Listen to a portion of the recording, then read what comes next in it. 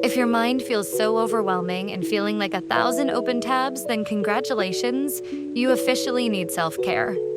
It's funny how we recharge our phones, but forgot to recharge our main part of life, brain and body. It is also true that you can't pour water from an empty cup, right? So, yes, I hope you get your answer that self-care is worth it and not just time waste. Now, the actual question is how to do real self-care. Here is a simple way to start. First, physical self-care. First, your body. Move it.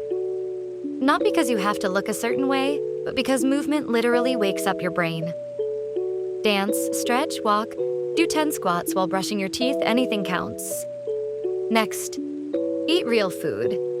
Something that actually gives you energy, not just sugar. And sleep. Like real sleep, not scroll TikTok till 2 a.m., then regret it. Your body fixes itself when you rest.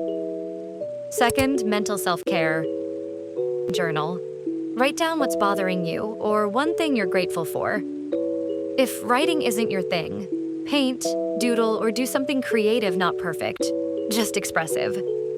And sometimes you just need a digital detox.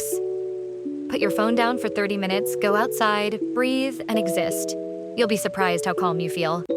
Third, practical self-care. This one's not glamorous, but so powerful. Clean your space, wash your bedsheet, organize your desk.